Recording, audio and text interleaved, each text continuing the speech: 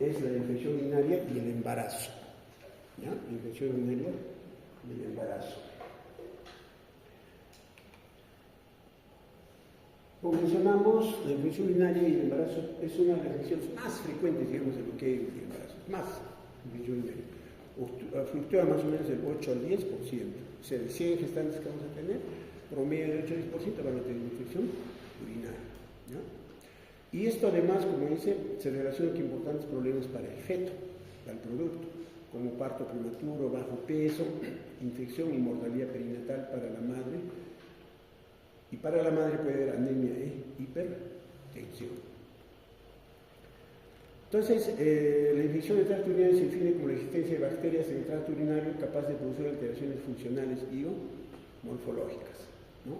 Mediante el análisis de orina debemos probar la presencia de bacteriuria significativa, mayor de 100.000 unidades formadas de colonia por mililitro de un único uropatógeno recogida por emisión espontánea en 2 muestras consecutivas. O sea, el gol estándar, vamos a decir, de la infección urinaria es el puro cultivo, sí o sí.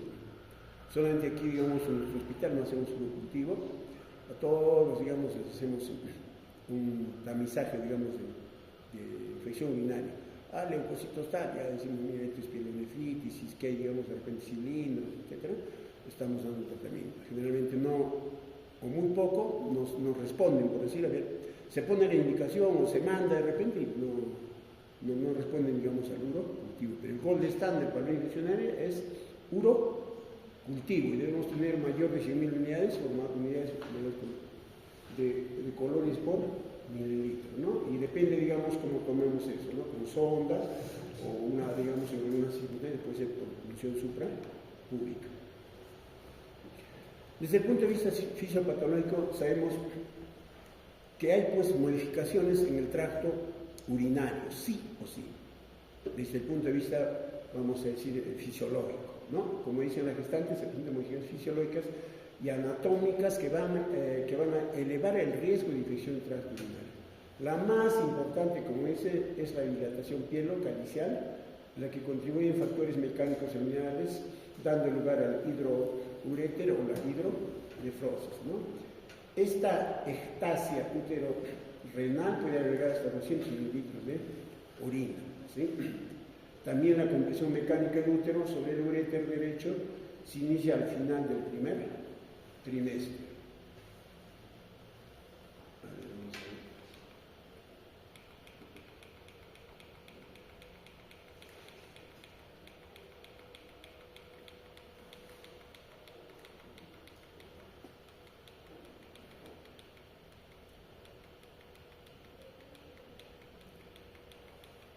Quizás este cuadro debería ponerlo al principio, ¿no? O sea, lo que normalmente en toda gestante hay cambios fisiológicos en el tracto urinario de mujeres embarazadas.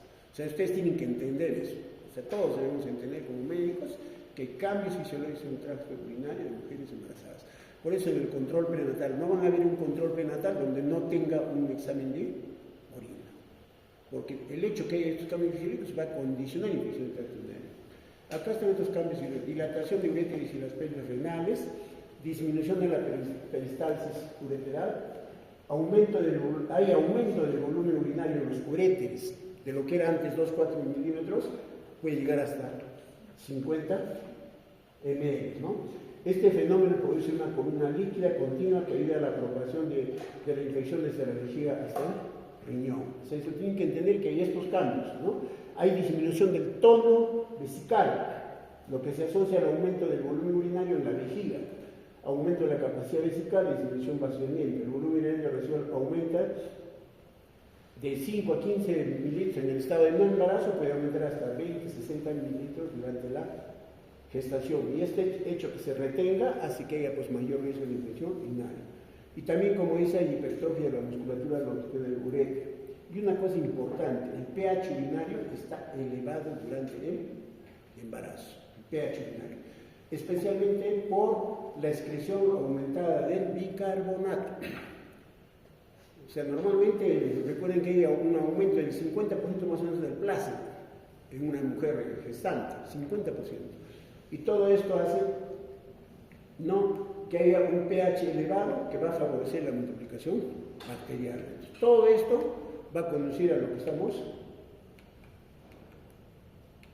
¿Cómo regresamos?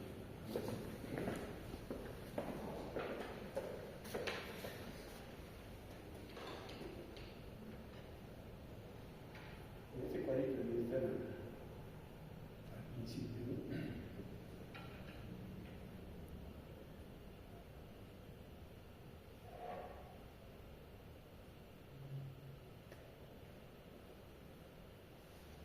Ya, bueno, eso es lo que hemos estado mencionando. También habíamos dicho que hay una dextrorotación uterina que también favorece el predominio derecho de la compresión ureteral, como ya la infección transurinaria, se asientan sobre el lado derecho. ¿Ya? La influencia hormonal de progesterona, como de algunas prostaglandinas, disminuye el tono y la cantidad de uréter y favorece el reflujo vésico, el vaciado vesical incompleto también facilita el reflujo y la migración bacteriana ascendente. Los estrógenos, ¿no?, pueden inducir una hiperemia en el trígono e indirectamente favorecen la adherencia de los genes sobre el epitelio, ¿no? El incremento del 50% del volumen circulante, como hemos dicho, es el plasma, provoca un aumento del filtrado glomerular que favorece la éstasis urinaria, ¿no? Este 50% que es que una gestante pues, se prepara para pérdidas grandes de sangre, ¿no? Una gestante normal, fácil, pierde 1,5 litros de sangre, de repente no pasa nada, ¿no? Pero sin embargo ustedes pierdan 1,5 litros de sangre, 1,5 litros, se van a chocar ahí, ¿cierto? Por eso es importante eso. Por ejemplo, este aumento del 50% de volumen hace que aumente la filtración glomerular y hace que la creatinina en una mujer, digamos, normal, en uno de ustedes es 1, 2. Pero sin embargo en las gestantes hasta 0.8. 0.9, 1 ya es fatal. Ya, justamente por esta circunstancia. De igual manera, lo que hemos dicho, ¿no? La caloración de la orina, el incremento de la expresión de bicarbonato y el aumento de la consumo de azúcares y aminoácidos y estrógenos facilitan el crecimiento bacteriano. El pH, ¿dicho?, está elevado durante el embarazo y posteriormente por la acción aumentada de bicarbonato. Y este aumento del pH favorece la multiplicación bacteriana. Factores de riesgo para infección de tracto urinario, como dice, el principal factor de riesgo es el antecedente. O sea, una persona que ha tenido antecedente de infección urinaria, ese es un factor de riesgo importante, ¿no?, previo al embarazo. Como dice, el 24 al 38% de mujeres que presentan bacterias sintomáticas de infección tienen antecedentes de infección urinaria sintomática, ¿no? Casi el 24-28% tenían antes y van a volver a hacer infección. En segundo lugar, las pacientes con malas condiciones socioeconómicas presentan una incidencia 5 veces mayor de accidentes sistemáticos de infección. La diabetes gestacional favorece la frecuencia de infección transurinaria y la aparición de formas más graves, ¿no? O sea, tiene que estar estable, digamos, los valores de glucosa para mejorar vamos a decir, ese examen de orina. Otras patologías predisponentes incluyen los que tienen trasplantes renales, alteraciones en el tracto urinario, pacientes con lesiones medulares, vejiga neurógena y gestantes portadoras de repente con reservorios biliares, ¿no? Etiología: la E. coli es el responsable del 75 a 90% de las infecciones. ¿Qué es la E. coli? Es una bacteria, o sea, una enterobacteria, ¿no es cierto? La E. coli es una enterobacteria. ¿Dónde está? En el tracto digestivo. Si alguien dice, mira, esta agua tiene E. coli, significa que ha sido contaminada con materia fecal, así de sencillo, ¿no? Entonces la E. coli, como es una enterobacteria, y es el responsable más o menos casi el 90% de la infección del tracto urinario. Y por ahí tenemos otros como Klebsiella, Proteus, Enterobacter, Helicobacter, etcétera, que son ya menos frecuentes. Entre los demás, más frecuentemente aislado, Streptococo, que es el segundo en frecuencia en algunas poblaciones. Si se detecta esa infección del tracto urinario, es por Streptococo, el grupo B, en cualquier momento del embarazo es obligatoria la profilaxis antibiótica durante el parto para prevenir la sepsis neonatal, independientemente de la infección haya sido tratada adecuadamente. Entonces, esto es importante, pero como les he dicho, pues no estamos haciendo de repente un cultivo en todas como para poder detectar, digamos, este gen, ¿no es cierto? De igual manera, estafilococos causa un pequeño porcentaje de infecciones, menos del 1%. Igual los enterococos SPP se aísla ocasionalmente y su relación con el empleo de antibióticos puede ser, en este caso, la céfalos orina. ¿Cómo clasificamos la infección urinaria y el embarazo? Hay 3: bacteria sintomática, cistitis aguda, en vez de decir hay O, es I, pielonefritis aguda, ¿no? 3: bacteria sintomática, cistitis aguda y pielonefritis aguda. I, no es ahí O, ¿no? Tamaños. La bacteria sintomática, como dice, se define a 2 exámenes de cultivo positivos consecutivos con el mismo germen, con recuento de colonias mayores de 100.000 unidades colonias por mililitro en ausencia de sintomatología. Su incidencia es de 3 al 10% dependiendo del nivel socioeconómico de los pacientes, ¿no? O sea, el paciente no siente nada, absolutamente nada, ¿no? Llegó a su control prenatal y le corremos inmediatamente su examen de orina, o sea, le hacemos un cultivo y encontramos, digamos, colonias. Entonces, ahí estamos hablando de bacteria sintomática. No tiene ningún síntoma, absolutamente nada. Entonces, ahí estamos hablando de bacteriuria asintomática, ¿sí? Y cuando hablamos de bacteria sintomática, se piensa que el origen de las bacterias sería el riñón, ya que el 25 al 50% de estos casos tienen el antígeno de la bacteria presente, test de fluorescencia positiva para anticuerpos de la pared bacteriana y enzima B-glutaminasa en concentraciones variables, ¿no? Y una cosa importante es, esta bacteria sintomática no tratada, alrededor del 40% pueden desarrollar pielonefritis. O sea, sí o sí hay que tratarlas, porque si no las tratamos, puede desarrollar pielonefritis. Como dice, la bacteria sintomática se relaciona además con riesgos significativamente aumentados de prematurez y recién nacidos de bajo peso al nacimiento. O sea, sí o sí hay que ver si esa paciente tiene su infección urinaria asintomática y para dar, digamos, el tratamiento respectivo, porque si no, como dice, hay un riesgo aumentado de prematurez y recién nacidos de bajo peso al nacimiento. En relación a otra clasificación que es la cistitis aguda, ¿no? Llamada también infección urinaria baja, se caracteriza por sintomatología de poliaquiuria, disuria, desconfort pélvico grave en ausencia de fiebre y dolor costo lumbar, ¿no? Aquí cuando hablamos de cistitis ya hay sintomatología, hay. Esa paciente tiene poliaquiuria, tiene disuria, desconfort pélvico, tiene dolor, digamos, en el abdomen bajo, y una cosa importante, subrayar ausencia de fiebre. No hay fiebre. Ya tiene sintomatología, pero ahí está subrayado. Ausencia de fiebre y o dolor costo lumbar. ¿Ya? De todas maneras, acá también en cistitis aguda tiene que ser seguro cultivo, sí o sí. O sea, tenemos una paciente que tiene cultivo positivo y tiene sintomatología, pero no tiene fiebre ni dolor costo lumbar, estamos hablando de una cistitis aguda, una infección urinaria baja, ¿no?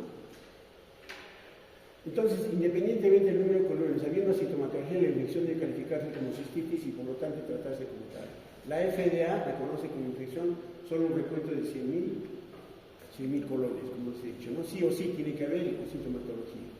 A diferencia de la bacteria sintomática, el 94% de estos pacientes presentan test de fluorescencia negativo para anticuerpos bacterianos, indicando que la vejiga es el sitio de la infección, ¿no?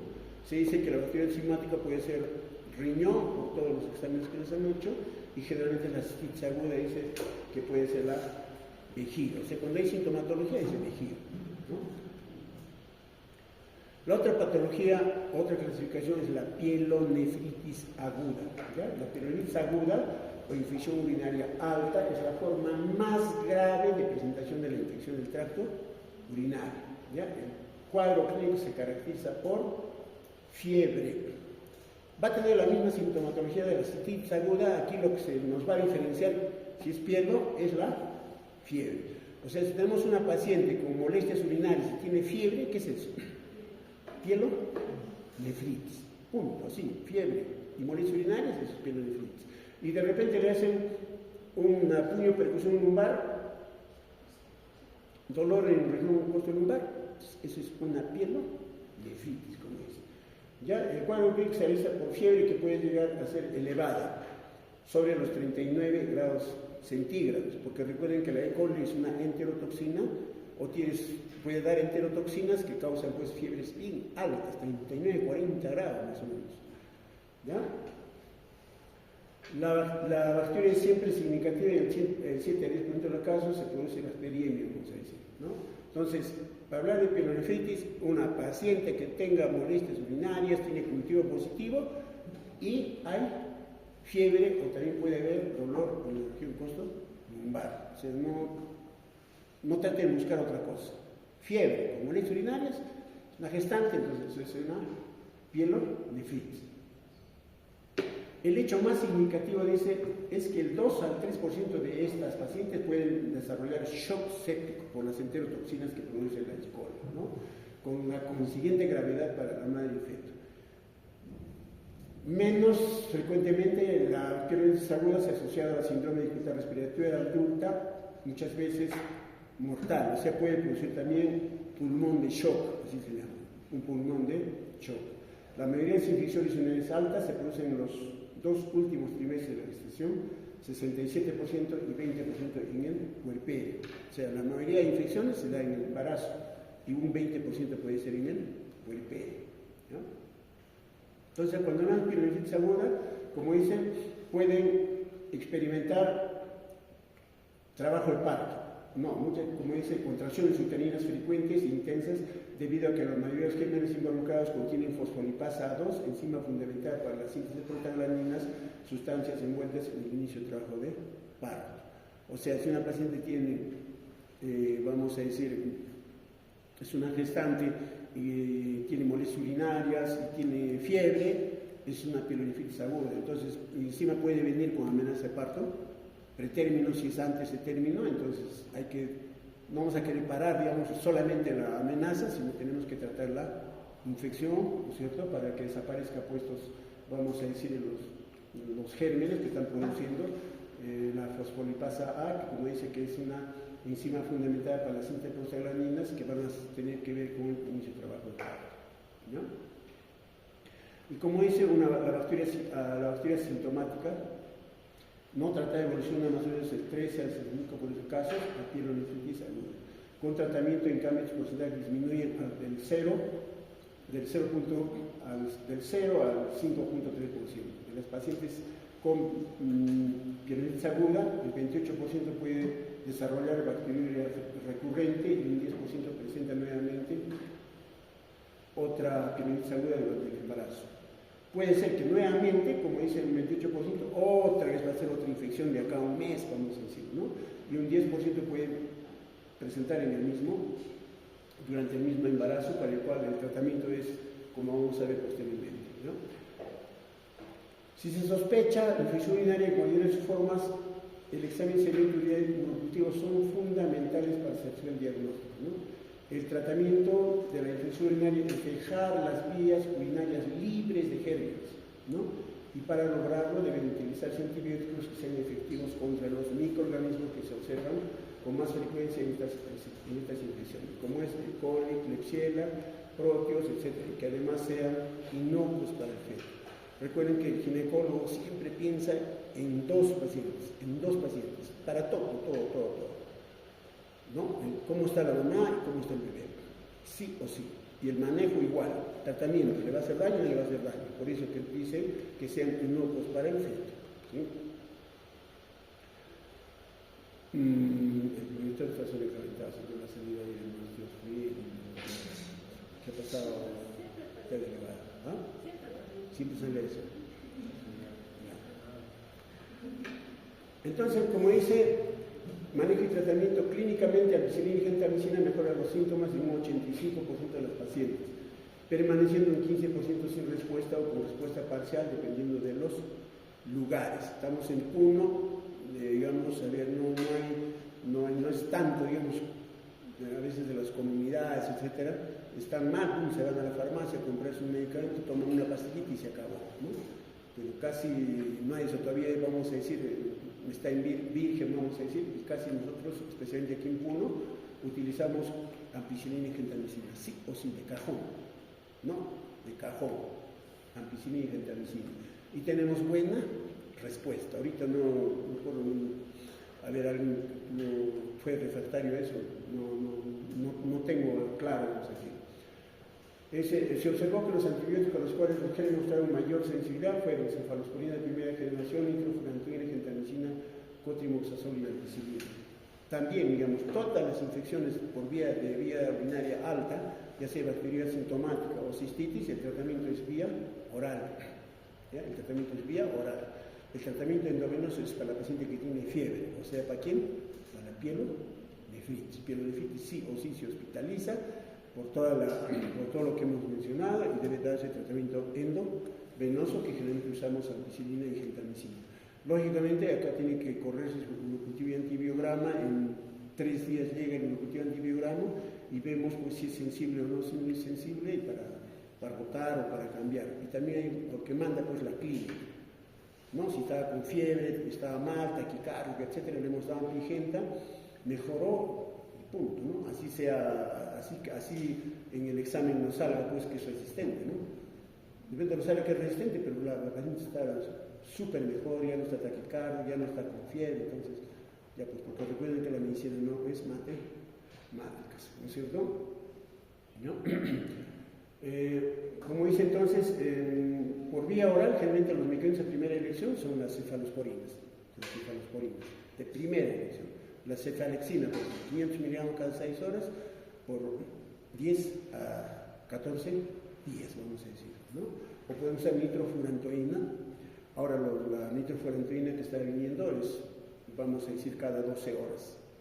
100 miligramos, antes la que estaba produciendo es cada 6 horas. De cada 12 horas, ahora no, cada 12 horas. Nitrofurantoína 100 miligramos cada 12 horas por unos 10 días, vamos a decir, ¿no? Gentamicina ya hemos dicho, y el cotrimoxazol. El cotrimoxazol, como ustedes saben, tiene sulfametoxazol y tiene trimetropin, ¿no? Y generalmente es 800, 160, pero esto generalmente el cotrimoxazol está contraindicado en el primer trimestre y en las últimas semanas del embarazo, porque tiene sulfa, pues, o sea, el primer trimestre está contraindicado, y también las últimas semanas del embarazo, porque puede producir carniceros en el recién nacido. Ya hemos dicho que la ampicilina, por vía endovenosa, 1 gramo cada 6 horas, hasta que esté afebril, pues. ¿Listo? Tratamiento de la bacteria sintomática o ITU baja, en este caso la cistitis, ¿no? Se solicita sedimento urinario cultivo con antibiograma. Si paciente es muy sintomática, apenas el sedimento urinario compruebe presencia de gérmenes, se comenzará el tratamiento de antibiótico con cefalexina, cefalosporina de primera generación, administrada por vía oral. Entonces, 500 miligramos cada 6 horas, con nitrofurantoína, entonces 100 miligramos cada 12 horas. O sea, en una paciente que tiene bacteria sintomática o una cistitis, ¿cierto? Si no existe sintomatología importante, espera el resultado del cultivo y antibiograma. Si existe sensibilidad a cefalexina, se trata con esta y se continúa tratamiento hasta completar los 10 días, ¿no? De haber resistencia, se elegirá la nitrofurantoína, entonces señalada anteriormente, o cotrimoxazol, ¿no? Ya les he dicho, el cotrimoxazol primer trimestre no, y las últimas semanas tampoco, ¿no? El cotrimoxazol, un comprimido cada 12 horas, una dosis de 800, 160. Como veis, este último debe usarse solo en segundo y tercer trimestre, antes de las 36 semanas, o sea, las 4 últimas semanas no es recomendable, ¿no? Después de completar las 10 días de tratamiento, se efectuará el cultivo de control al tercer día de terminar el antibiótico. O sea, terminó el tratamiento y pasadas las 72 horas podemos solicitar un nuevo cultivo pensando que las vías urinarias estén libres, ¿no? Si es negativo, se controlará con un nuevo cultivo un mes después. Si es posible, se tratará nuevamente según el antibiograma. Digamos, no tiene nada, entonces sí o sí debemos repetirlo más o menos a las 28 semanas. O sea, si tenemos una paciente y ha venido a la consulta por primera vez y sale negativo, sí o sí hay que volverle a repetir a las 28 semanas por los cambios anatómicos y fisiológicos que hay en el embarazo. No es que no tienen, ni vamos a obviar, porque por ahí puede aparecer una bacteriuria asintomática, ¿sí? Ahora se dejará tratamiento antibiótico profiláctico después de la segunda infección tratada con nitrofurantoína 100 miligramos por día o cefalexina 500 miligramos por día.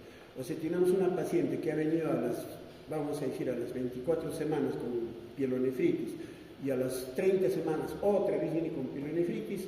En ambos casos hacemos un tratamiento, en el segundo le damos tratamiento de acuerdo al cultivo y antibiograma, pero como ya no se ha hecho otra vez, está repitiendo, damos profilaxis. A este paciente le decimos, hasta que nazca ese bebé, nitrofurantoína todos los días, hasta el parto, 100 miligramos por día, o en todo caso puede ser cefradina, 500 miligramos por día.